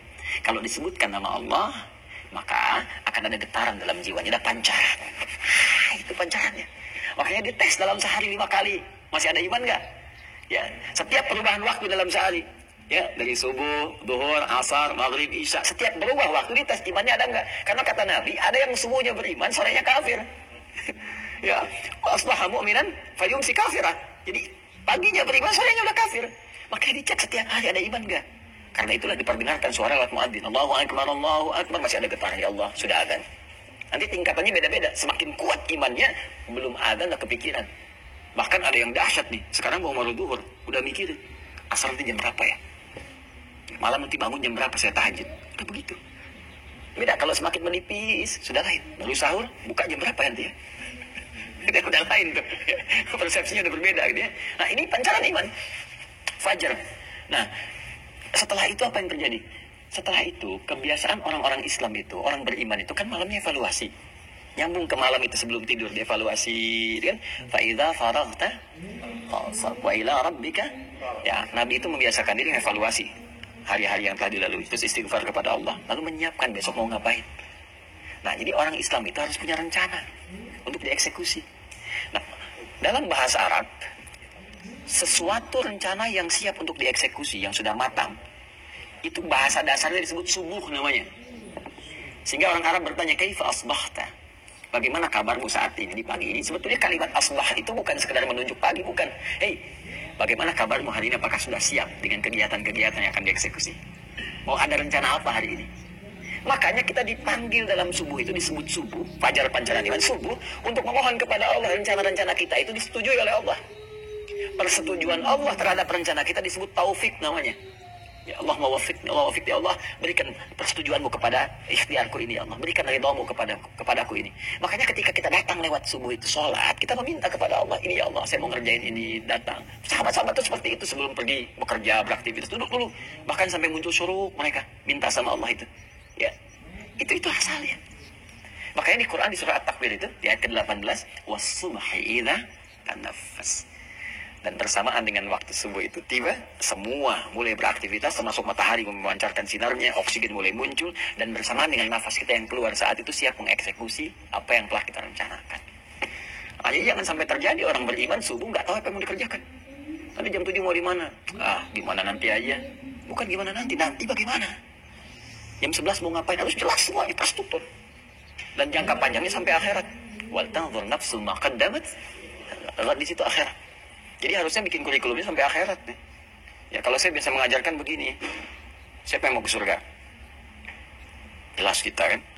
Ya di usul fikih as-sukutu alamatu. Diam itu tanda setuju gitu. Dia pengen semua kan. Pengen semua. Makanya kalau punya anak gadis dilamar, diam itu setuju. Ya kalau keberatan bicara gitu. Ya kaidah usul fikihnya as-sukutu alamatu gitu. Diam tanda setuju alamatu na'am. Baik, balik sini. Gini, tapi kan orang nggak pernah detail surganya mau surga yang mana. Kan surga dibentang kan, surga Firdaus, surga Aden, ya terus turunannya ada 8 pintu itu diturunkan. Nah itu seharusnya di kurikulum amalan. Saya pengen masuk surga Firdaus, apa amalannya? Turunkan Quran surah 23 Al-Mu'minun ayat 1 sampai dengan 11. Jadikan kurikulum hidup ke situ aja konsisten. Saya pengen masuk lewat surga Aden, disambut semua malaikat, turunkan amalannya. Ya misalnya Quran surah 13 ayat 23 sampai 24, ditafsir nanti dengan Quran surah 35 ayat 32 sampai 33, amalan Al-Quran konsisten situ. Saya pengen masuk lewat Babur Rayyan, ya, saum konsisten situ. Harusnya begitu. Nah dari situ turunkan jadi aktivitas dunia, apapun kita pekerjaannya, apakah pelajar kah, birokrat kah, diplomat kah, pebisnis kah, ikuti jalurnya. Karena miniatur di masa Nabi sudah ada. Abu Bakar pebisnis, Utsman pebisnis, Abdurrahman bin Auf pebisnis, tapi kan tahajud juga. Utsman kata Al-Imam An-Nawawi, ya Abdurrahman bin Auf itu bisnis sibuk tapi malam masih sanggup tahajud sampai hafal Quran. Ya Ali misalnya dosen, kan, jenius, begawan keilmuan. Tuh Amr bin As di bidang birokrasi, Khalid bin Walid di militer, surga semua. Karena mereka menurunkan spesifikasinya sampai ke bumi, jadi spesialis di kehidupan, passionnya jelas. Ya, dan itu diikuti walaupun yang lain dikerjakan. Kayak Bilal kok ada aja yang lain enggak. Ya, padahal Bilal kalau mau jadi mufti sepeninggal Nabi bisa, tawaran banyak. Jadi hakim agung bisa. Sepeninggal Nabi dicari-cari. Mau dikasih sedekah enggak mau. Kenapa? Karena Bilal terkenang dengan suasana itu. Allahu Akbar, Allahu Akbar. Selesai, Nabi komen, di-like oleh Bilal, di-share oleh sahabat yang lain sampai ke kita. Ya, kata Nabi, aku mendengar suara terompahmu di surga. Bilal mikir, azan aja udah ke surga, udah kayak azan aja. Itu fikih marbot namanya. Kalau kita turunin tuh, jadi motivasi. Itu bukan, profesi itu bukan profesi rendah, tinggi. Kalau yang paham. Kalau tak mengerti mungkin dibandingkan dengan dunia. Jangan bandingkan dunia dengan akhirat, terlalu kecil. Terlalu kecil bandingkan dunia dengan akhirat. Ya, kalau udah punya visi itu jelas. Nah, itu bisa turunkan. Itu hari subuh ya. Nanti besok duhur lah. Jadi saya mau balik ke sini dulu biar nggak tertinggal ini ya. Nah jadi kalau kita turunkan tuh banyak sebetulnya, tapi indah gitu. Nah ini yang saya mau maksudkan ke sini, sholat, puasa, zakat, ini syariat ritual. Paling tidak menghadirkan kehusyuan. Jadi nikmat dalam ibadah. Mau zakat ngerti, oh kalau saya begini tuh pasti Allah tambah. Tapi kalau orang paham kalau berzakat akan ditambah, nggak akan pelit berzakat. Nggak akan berkata, ini saya yang usaha kok kenapa harus kasih orang. Nah, nanti ada pemahaman hikmahnya apa. Kenapa pakai kata ita wa atuz zakah, salat pakai iqamah wa aqimus salat. Turunkan. Puasa. Kenapa mesti puasa? Terus sampai ilmunya turun. Dan ini kadang-kadang satu bab ini itu hadisnya banyak lagi, bab tersendiri. Kitabus shalah, kitabuz zakah, kitabus siyam, kitabul hajj. Ini nih fikihnya di sini. Nikmat kita. Jadi kalau mau standar sampai meninggal, cukup yang pokok ini aja, dahsyat keislamannya. Orang yang pokok aja, ada yang kayanya kebangetan, kan? Ada kaya banget, kebangetan kayanya. Ini sahabat ini rata-rata kebangetan kayanya tuh. Kalau jalurnya bisnis gitu, ya semua sukses lah, semua sukses. Saya melihat semua yang konsisten dengan pokok-pokok ini sukses berdasar definisi masing-masing. Ya, nah nanti yang ini masuknya ke muamalah dunyawiyah, muamalah, ya. Dunyawiyah, tapi konteksnya masih ibadah. Ya, karena apa? Karena dalam ruang Islam ini, pokoknya kalau Islam mensibgah, memberikan pengaruh, maka semua aktivitas jadi ibadah. Ya, jadi ibadah. Contoh, mohon maaf, urusan makan saja, minum, berpakaian, itu kan ada panduannya. Ya, demi Allah saya katakan ya, tidak ada satupun kegiatan dalam Islam kecuali bersanding dengan panduan. Ini menunjukkan kebenaran secara Islam. Manusia mana di muka bumi ini yang mampu membuat sebuah pedoman untuk semua kegiatan manusia dari bangun tidur sampai tidur lagi. Apalagi di masa 15 abad yang lampau. Dan munculnya dari tempat yang paling terbelakang di muka bumi. Ya, jahiliyah, tempatnya di Mekah, tempat yang tertutup, diapit oleh dua imperium besar, Romawi dengan Persia. Gak ada peradaban, semua keburukan muncul di sini. Kok bisa munculkan itu? Dahsyat. Makanya nabinya gak dipilih di Romawi. Nanti orang berkata, pantas Romawi punya peradaban, Persia punya kekaisaran, peradaban tinggi. Tapi ditempatkan tempat yang paling nadir. Dengan semua keburukan muncul di sini, termasuk tindakan kriminalitas. Dan bisa merubah jahiliyah jadi khairah ummah. Kuntum khairah ummah. Nah, saya mau katakan begini, silahkan cek dari bangun tidur sampai tidur lagi. Ya, dan pedoman itu munculnya di doa. Cuman kita nggak baca doa pakai fikih, rumusnya nggak dipakai. Kita cuma melafazkan dengan lisan. Kita sebagian. Coba cek. Ya, saya contohkan nih. Satu-satu aja ya. Bangun tidur baca apa? Alhamdulilladzi ahyana ba'da ma amatana wa ilayhi. Paham enggak itu? Oh, rumusnya fikih. Enggak. Kalau kita baca digabungkan ini di Abu Daud ya, nomor hadis 1367. Lalu nanti di Al-Bukhari nanti 181. Itu gabungan. Jangankan dari bacaan, dari cara bangun diberi petunjuk. Karena Nabi SAW kata Ibn Abbas radhiyallahu taala anhu ketika menginap di bibinya Sayyidah Maimunah radhiyallahu taala anha yang ingin melihat kebiasaan Nabi saat bangun malam. Begitu tidur terus bangun Nabi, beliau ngelihat itu anak usia masih dini sekali. Ya usia sekitar 4-5 tahun gitu ya. Tapi karena didekatkan oleh bapaknya dengan orang soleh, dengan Rasulullah, ada rasa cinta. Nah anak-anak itu kosong ya. Ya gimana mau diisi lah empty cell gitu ya. Gimana mau diisi ya. Siapa yang isi? Jadi kalau didekatkan dengan orang soleh jadi soleh. Kalau didekatkan dengan dunia apa dan sebagainya itu yang memberikan pengaruh pada dia. Maka beliau dekatkan Abbas, dekatkan Abdullah anaknya dengan Nabi SAW. Maka semua kegiatan Nabi disukai, dicintai. Sampai-sampai pengen nginep di rumah bibi beliau Sayyidah Maimunah karena Nabi sedang di situ.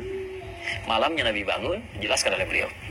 Karena Nabi SAW itu istiqomah min naumnya adalah kebiasaan Nabi SAW jika bangun dari tidurnya fajalasa duduk sebentar. Jadi kalau bangun duduk dulu, ya langsung beraktivitas. Perhatikan nanti alurnya bahkan secara kesehatannya. Famasaha biyadihi min athari naumi. Kemudian beliau menghilangkan bekas ngantuknya dengan tangan yang diduga bersih. Awas karena ada hadis lain nanti. Awas hadisnya jangan dibenturkan ya. Kalau kalian bangun dari itu cuci tangan karena kalian nggak tahu tangan itu kemana kita beraktivitasnya. Ya, nah ini cuci dulu. Nah ini diduga dengan yang paling bersih. Kira-kira seperti ini, saya kan dihilangkan. Sampai hilang ngantuknya dulu. Jadi bukan bangun langsung baca doa. Kalau anda baru bangun langsung baca doa, nggak sadar bacanya. Alhamdulillah. Bangun jam 3 sih, tapi begitu begini udah yang setengah 5 kan, sahur lewat. Jadi hilang dulu ngantuknya. Setelah itu apa? Faqara khawatim surah Ali Imran, membacakan 10 ayat terakhir surah Ali Imran. 10 sampai 11 ayat tadi inna fi khalqis samawati sampai ujungnya ya.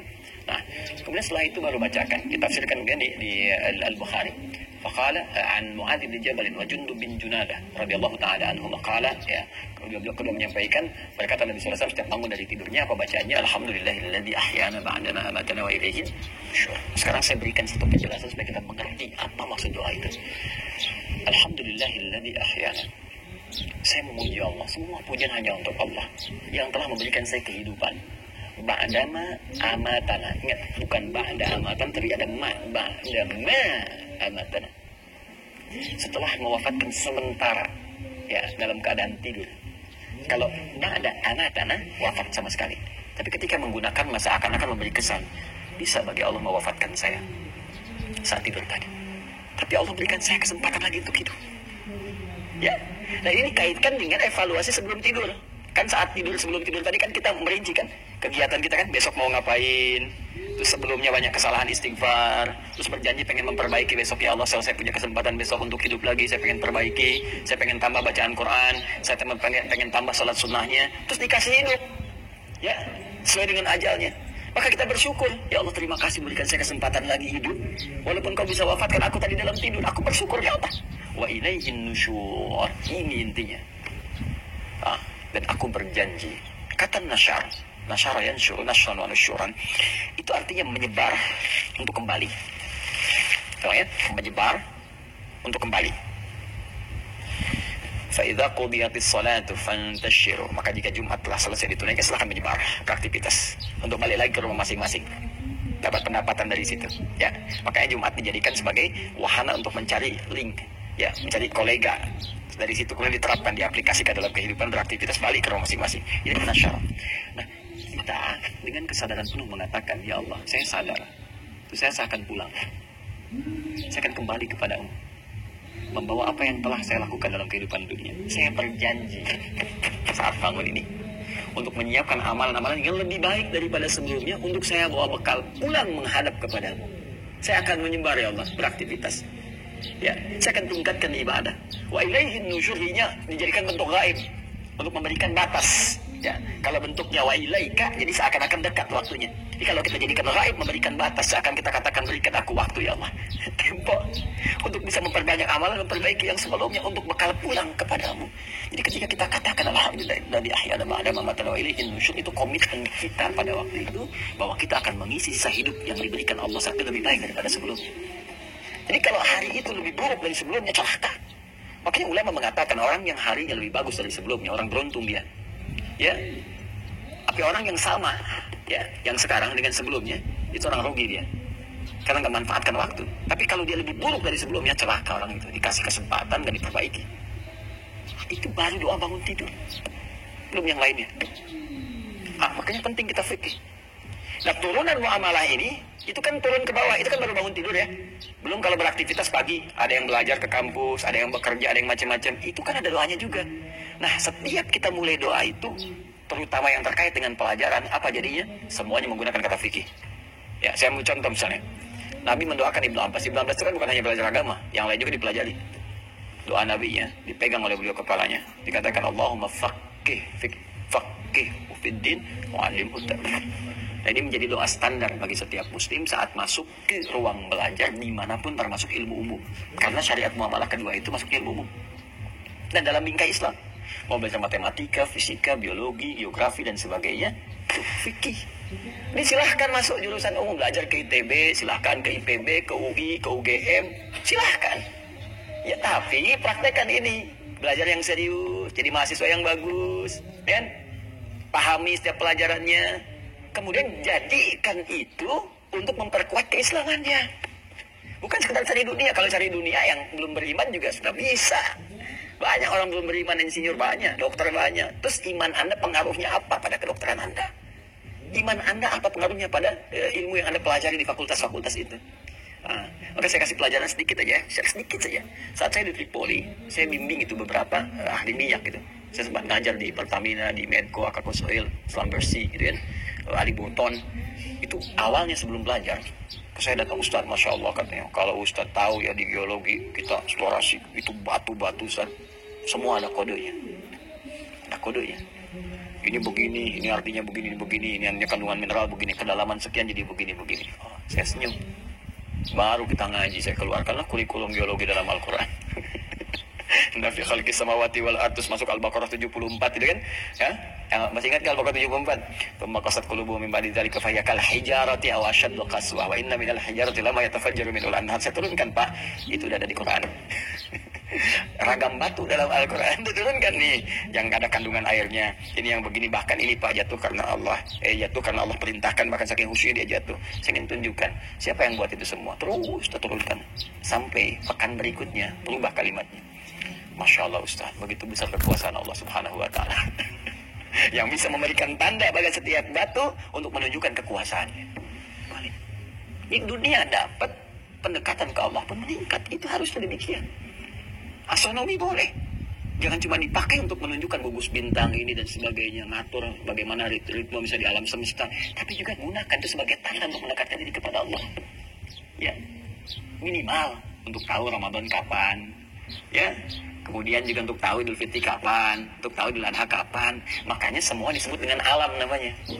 Coba alam langit, alam hewan. Pernah dengar itu? Alam tumbuhan. Alam itu apa? Alam itu artinya apa? Bukan. Alam itu dari bahasa Arab. Kapan alam mulai muncul? Setelah Petipera. Bukan. Alam itu secara bahasa artinya tanda. Makanya diambil dari situ ya ke dalam bahasa Indonesia menjadi alamat. Alamat itu tanda yang mendekatkan pada tujuan. Di mana tempat Masjid Al Ihsan alamatnya? Alamatnya di mana? Tahu, oh di Jalan Jingga sekian, kan? Ketika tahu alamat lebih cepat sampai ke tujuan. Alam ini kenapa disebut alam? Karena menunjukkan tanda tercepat menuju Allah Subhanahu wa Ta'ala. Diberikanlah tanda kekuasaan Allah itu di alam supaya kita lebih cepat kenal Allah. Tandanya itu disebut dengan ayat. Karena di Quran dikatakan inna fi khalqis samawati wal ardi wa ikhtilafil laili wan nahari la ayatin li ulil albab. Gitu. Nah, mahasiswa muslim, mahasiswa beriman, kita yang beriman belajar di fakultas umum pun harus sampai kepada ayat. Ya, jangan bergerak, jangan batasnya di titik alam saja. Kalau cuma alam, yang belum beriman pun bisa. Itu kita harus sampai ke ayat. Ayatnya apa? Sehingga berubah status menjadi ulul albab. Ya, apa itu ulul albab?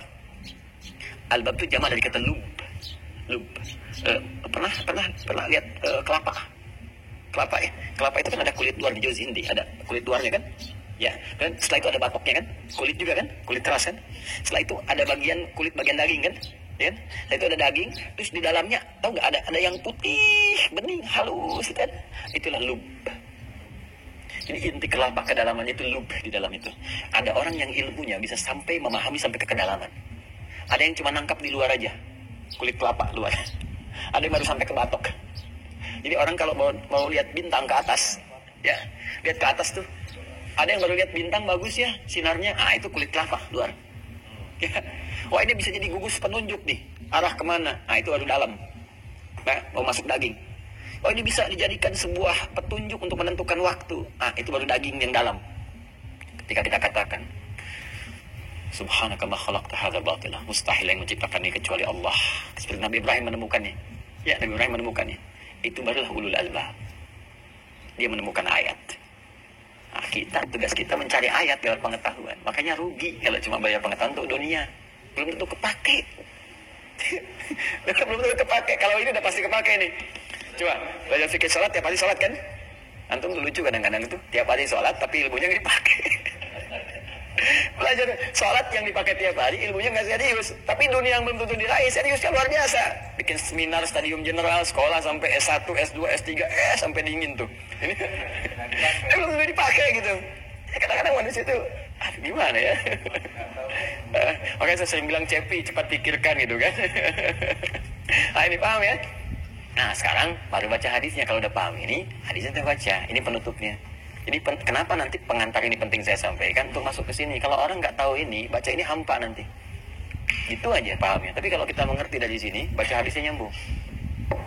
Ya, kadang-kadang orang di hadisnya dulu dibaca, baru disyarah begini, gitu ya. Tapi saya coba balik untuk mendapatkan kenikmatan dalam merasakan hadisnya. Bismillahirrahmanirrahim. Qala haddatsana an Muawiyah qala, hadis dari riwayat Muawiyah bin Abi Sufyan, ini termasuk jenius Muawiyah ini. Ya, nanti di bawahnya di backup oleh Amr bin As radhiyallahu taala anhu. Nah, ini saat jadi gubernur nanti khalifahnya naik Muawiyah bin Abi Sufyan dan nanti masuk pada kategori dinasti Bani Umayyah. Ya.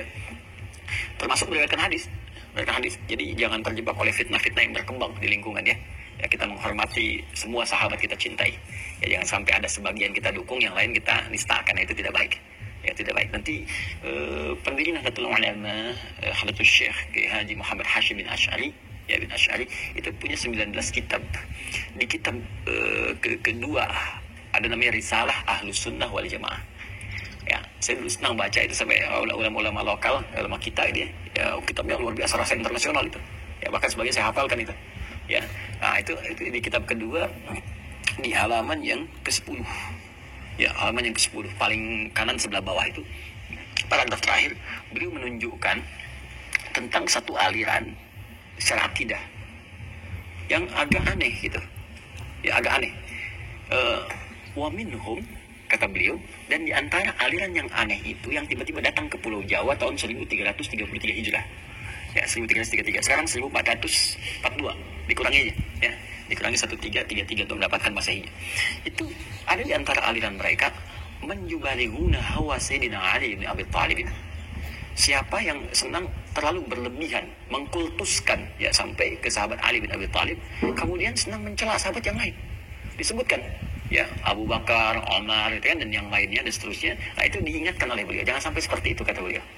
Lalu dihidangkan hadis-hadis Nabi SAW karena Syekh Hashim ahli hadis dan sanadnya banyak. Ya, Al-Bukhari dihidangkan oleh beliau hadis-hadisnya. Nah, jadi kita harus menghormati semua sahabat, ya sahabat-sahabat Nabi, karena kulluhum udul, di hadis kulluhum udul, semuanya adil dan baik dalam pandangan Allah. Jadi, saya punya sahabat saya dijelek-jelekan, bagaimana perasaan saya? Nabi punya sahabatnya dicela, bagaimana perasaan Nabi? Gitu ya? Nah, makanya dalam banyak kesempatan Nabi memegang tangan sahabat, mengatakan, ini sahabatku, siapa yang melukai jadi melukai aku. Ya. Bismillahirrahmanirrahim. Qala Muawiyah pernah menyampaikan sami'tu Nabi sallallahu alaihi wasallam yaqul, ini hadisnya saat beliau naik ke mimbar ya berkhutbah. Nah, jadi pejabat-pejabat dulu bisa khutbah itu. Pak Zul PR itu ya, terus nyiapkan kader-kader pejabat yang bisa khutbah. Nah, Jumatan saya khutbah menterinya gitu kan. Nah, kemudian dia presidennya insyaallah kan, gubernurnya, bupatinya, nah itu bisa khutbah. Ya, kalau dia muslim dan harus benar, makanya basicnya harus Islam yang baik. Ya, harus mengarahkan kepada nilai kebaikan sesuai dengan aspek-aspek maslahat yang ada di wilayahnya masing-masing. Nah, ini saat khutbah beliau motivasi kemudian masyarakat jamaah dengan mengatakan sami'tu Nabi sallallahu alaihi wasallam yaqul, saya mendengar Nabi sallallahu alaihi wasallam pernah menyampaikan ini dia, man yuridillahu bihi khaira yufaqihu fid din. Ini man yuridillahu bihi khaira, man siapapun, man ismun mausulnya dulu ala fardiyatil amiyah. Kata sambung konjungsi yang menunjuk pada subjek, kadang-kadang objek secara personal. Tapi maknanya luas. Jadi kita ini oleh Nabi sedang dikhitab secara personal. Ya, disentuh secara personal. Semua kita luas, tapi posisikan hadis ini diarahkan ke kita. Saya ini yang dimaksudkan. Man yuridillah, siapapun laki-laki, perempuan, besar kecil, tua muda, kaya cukup, dan yuridillahu bi khaira, yang diinginkan oleh Allah menjadi lebih baik. Jadi orang baik. Baik. Khair itu luas, minimal sifat. Kalau sudah khair, minimal sifat. Ya, sifatnya itu baik. Dari sifat itu kan jadi karakter, jadi sikap. Kan? Nah, kalau kita pengen baik dalam apapun, termasuk khair fid dunya, baik dalam urusan dunia, khair fil akhirah, baik dalam urusan akhirat, yufaqihu fid din, maka Allah akan berikan dorongan kuat pada dirinya untuk memahami urusan agamanya. Din, belajar sampai paham. Dan din itu tadi syariat, ibadah dengan muamalah. Jadi kalau kita pengen baik, pengen bagus, ya pengen sejahtera urusan dunia, maka belajar dengan ilmu. Makanya Imam Syafi'i bilang gini, man arada dunya fa'alaihi bil ilmi, wa man arada al-akhirah fa'alaihi bil ilmi, wa man arada huma fa'alaihi bil ilmi. Siapa yang pengen dunianya itu sejahtera, bagus, sukses, maka dia harus punya basic ilmu yang kuat. Nah, ilmu di kita itu fikih. Jadi kalau belajar sampai paham, SD paham, anak cek lagi pulang ke rumah. Saya dulu begitu, belajar pulang ke rumah ditanya sama ibu saya, belajar apa tadi? Dicek sampai mengerti. Ya, jam sekian gak boleh nonton TV, dicek semua. SMP apalagi gitu kan, masuk pesantren, kita ngulang-ngulang dan seterusnya. Ujian saya 3 Pak. Masa-masa saya, Fahad nggak tahu saya ya, 2 tingkat di bawah saya dulu ini. Jadi ujian saya masih 3 kali. Jadi pertama ujian lisan, kan?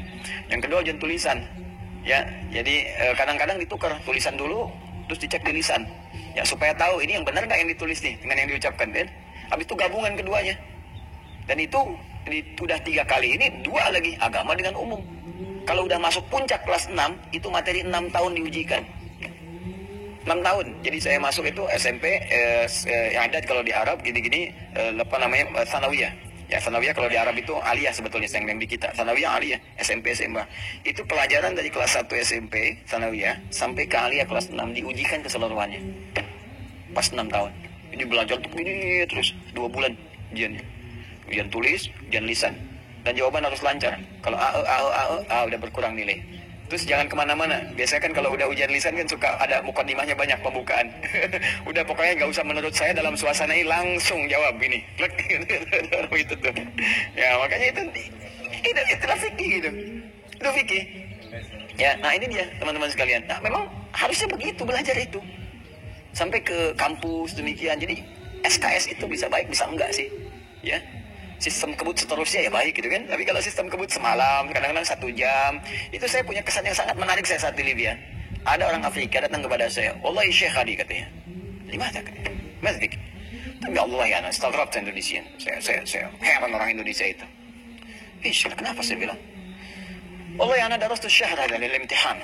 Saya belajar sebulan untuk belajar itu. Oh wallahi ya'khudh minni, yas'ir minni kitab, istara minni kitab, dia minjem kitab saya, buku saya.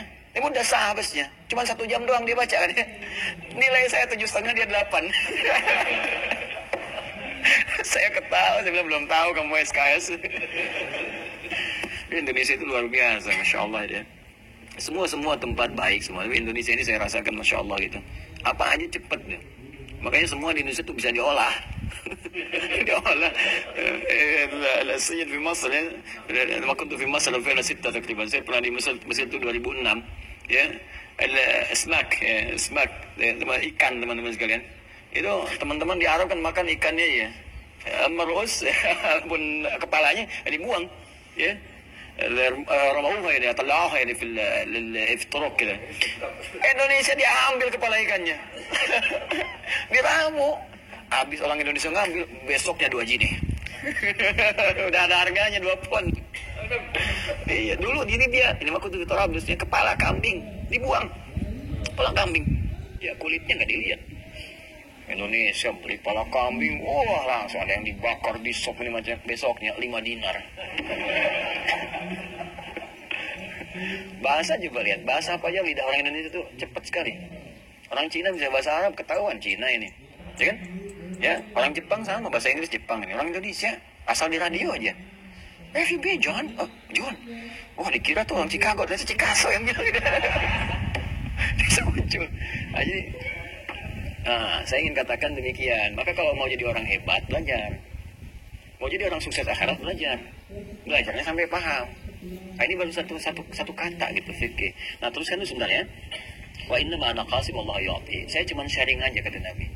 Di urusan like, share, komen tuh udah ada di hadis. Di copy paste sama Facebook gitu. Kata wa inna ma'ana qasim, saya cuma share aja. Jadi Nabi itu ditugaskan oleh Allah untuk berbagi. Sampaikan. Lalu kita diteruskan balik wani walau ayat sampaikan walaupun cuma satu ayat satu. Jadi kita itu umat penyampai. Makanya mau balik itu penyampai. Kalau minta fatwa jangan sama mau balik, salah. Mau balik jangan penyampai tabligh. Nyampein aja. Nah, dai aja. Jadi kalau sudah pakai jadi dai harus ada ilmu. Ilmu sebatas apa yang diajar. Yuk tahajud, harus belajar ilmu tahajud. Minimal pada aspek itu. Di atas dai nanti ada mufti. Ya, ada qadhi. Qadhi itu lebih mengikat. Kalau mufti kayak MUI itu ya, fatwa itu memberikan tapi nggak mengikat sifatnya, secara moral saja. Tapi kalau sudah qadhi, harusnya di Kemenag itu ada sifat-sifat qadhi. Itu sudah ada hukum yang mengikat. Jadi negara berperan di situ, bisa mengeluarkan punishment atau reward. Gitu ya. Jadi kalau nggak dikerjakan, bisa dihukum. Itu qadhi namanya. Mengikat sifatnya sepanjang nanti ada kemaslahatan universal. Nah, jadi teman-teman sekalian di sini, ada Nabi anak Qasim. Saya berbagi. Ini sifat orang Islam itu berbagi. Jangan pelit, jangan soleh sendiri gitu. Surga terlalu luas kalau buat sendirian. Ya, makanya dalam doa pun di Quran itu banyak redaksi menggunakan Rabbana atina fid dunya hasanah, dengan Rabbana la tu'akhidh. Kenapa pakai kita untuk menyertakan orang dalam doa kita? Ya, minimal kebaikan itu disebarkan. Coba dalam sehari pernah nggak mendoakan supaya orang belum beriman, dapat hidayah Allah. Coba biasakan itu, nanti nikmat hati kita itu. Ya, dan minimal kita ada usaha. Jangan nanti satu saat dihisab di hadapan Allah, kenapa saya tempatkan kamu bertetangga dengan non-muslim, tapi nggak pernah bahkan kamu doakan. Ya, sehingga dia kesulitan mendapatkan petunjuk. Ya, bahkan aku telah berikan, tapi jalurnya kamu saya tempatkan di situ nggak ada pahala dari kamu. Mau jawab apa? Ya, saya kira Allah udah ngasih petunjuk duluan. Nggak bisa mulut ikut. Bagaimana cara mendatangi Allah? Namanya lewat takwa. Takwa itu didesain oleh Allah sebagai cara untuk mendekat kepada Allah. Ingin apapun, mau dunia, mau akhirat, mau macam-macam, gitu kan? Nanti takwa turunnya ibadah. Makanya ada satu ayat dalam Al-Quran yang menyandingkan kalimat takwa dengan peningkatan pengetahuan. Itu ada di ayat 282 di surah Al-Baqarah. Langsung ke ujung ayatnya. Akhir ayat 282 di surah Al-Baqarah. Kalau di Mushaf standar paling kiri, sebelah bawah, gitu ya, paling bawah langsung. Wattaqullah wa yu'allimukumullah. Wattaqullah, tingkatkan takwamu kepada Allah, wa yu'allimukumullah. Dengan meningkatkan takwa itu Allah akan berkenan terus menambahkan pengetahuan dan mengajarkan kepadamu. Karena itu saya kasih rahasia cepat ya. Para ulama itu menyiapkan anak-anaknya juga termasuk mereka. Dari kecil itu meningkatkan takwa dulu sebelum belajar. Makanya pendidikan mereka cuma dua. Yang paling pokok, sholat dengan Quran. Ya, sholat dengan Al-Quran. Sholat, Quran, dan hasilnya dahsyat. Silahkan cek ya, semua ilmuwan, baik yang ulama di bidang syariat ataupun begawan pengetahuan. Ya, kalau di syariat kan ada Syafi'i, misalnya kan, ada Imam Malik, Imam Ahmad, Imam Abu Hanifah, dan ke atasnya ataupun ke bawahnya. Di begawan pengetahuan ada Al-Kindi, Al-Farabi, ya, Al-Khawarizmi, Al-Battani, Ibnu Sina, dan sebagainya. Itu silahkan, saya pernah baca biografinya itu. Dari kecilnya udah hafal Quran rata-rata 7 tahun, 9 tahun, sholatnya bagus. Ya, pernah dengar Ibnu Sina? Ya, banyak isu di luar itu, klarifikasi dulu, baca yang betul. Perkaya wawasan bacaan kita itu ya. Ada satu tokoh di kita yang pakar Ibnu Sina. Namanya Dr. Syamsuddin Arif. Saya rekomendasikan beliau untuk mengkaji buku-buku pemikirannya. Itu hafal Quran 7 riwayat. Terus bahasanya juga kalau nggak salah 11 apa ya yang dikuasainya itu. Dan termasuk cendekiawan sampai di dunia barat sangat dikagumi. Selain Gus Hamid. Ya, Gus Hamid Zarkasi yang dari Gontor itu punya buku Mishkat namanya. Yang ini itu dahsyat tuh. Ya, pemikirannya luar biasa sampai orientalis tuh sungkan sama beliau itu. Sekarang malah yang pakai Malaysia. Di Malaysia sekarang ininya mengabdikan ilmunya. Itu ilmu banyak sekali itu, luas ya, Masya Allah. Nah, itu termasuk yang pakar terkait dengan pemikiran dan riwayat Ibnu Sina. Oh, kalau udah nulis bagus. Ya, kalau bicara mungkin standar, tapi kalau nulis sama diskusi itu luas. Gambaran-gambaran Dr. Syamsuddin Arif namanya. Nah, saya ingin gambarkan begini. Semua itu, Ibnu Sina termasuk. Itu kalau lupa sesuatu, bukan lihat ke karyanya. Sholat 2 rakaat. Ya, sholat selesai. Lupa sesuatu, sholat selesai. Nah, kita agak beda. Nggak pengen ingat pun jadi ingat. Dalam sholat itu. Makanya Abu Hanifah pernah memberikan tips ngerjain setan. Saya pernah praktekkan, berhasil. Lazim. Jadi kalau lupa, jadi satu kali ada yang datang ke Abu Hanifah, ya Syekh, Allah yang ada di Amerika, dan saya lupa dalam urusan ini. Kalau salat rakatain, salat 2 rakaat, nanya, katanya, udah nggak usah banyak tanya, sholat aja katanya. Sholat kan? Sholat dulu, sholat. Dia sholat kan 2 rakaat. Begitu udah sholat, datang ke Abu Hanifah, Syekh, aku udah ingat nih, pulang dulu. Ditanya Abu Hanifah, kenapa engkau perintahkan sholat? Sebetulnya aku sedang ngerjain setan, katanya. Ya kenapa? Karena di rumus hadis, setan itu kan saat kita takbir dia menggoda kan. Kata Nabi, fayaqulu syaitanu udkur kada. Ya, hatta la yashurul musalli karena kata yusalli. Setan itu kalau kita sudah takbir, kalau belum takbir biasa. Kalau sudah takbir Allahu Akbar baru dia masuk. Ingat kita apapun. Ingat pekerjaan, ingat ini, ingat itu, ingat yang belum dijawab, ingat status belum diupdate, masuk semua. Itu benar kata Nabi. Sampai ada orang lupa berapa rakaat sedang menunaikan sholat. Kadang-kadang yang hilang pun ingat. Itulah jenius Abu Hanifah, ngerjain setan dia. Jadi formalitas saja sholat gitu kan. Begitu dia sholat, muncul. Oh di sini rupanya kunci mobil itu. Nah jadi itulah, ya, setan nggak bisa baca hati isi kita, ya nggak bisa baca isi hati kita, nggak bisa. Dia hanya memberikan was-was itu kan, niat itu hanya Allah yang tahu, ya hanya Allah yang tahu. Makanya ibadah kita diukur niat, innamal a'malu bin niat. Ya. Nah, jadi dekati Allah dengan takwa. Saya tutup terakhir, walan tazala hadhil ummatu qa'imatan ala amrillah la yadurruhum man khalafahum hatta ya'ti amrullah. Allahu akbar. Kalau semua umat Islam ini begini, belajarnya benar, maka kata Nabi, umatku aku jamin akan selalu unggul sampai tiba keputusan Allah. Tafsir keputusan Allah itu ada 2 di sini. Satu yaumul qiyamah, sampai kiamat. Atau ada orang yang mengambil konsep ini dan umat Islamnya lalai sehingga meninggalkannya. Maka kalahlah di situ. Sekarang, ayo kita renungkan. Benar nggak hadisnya?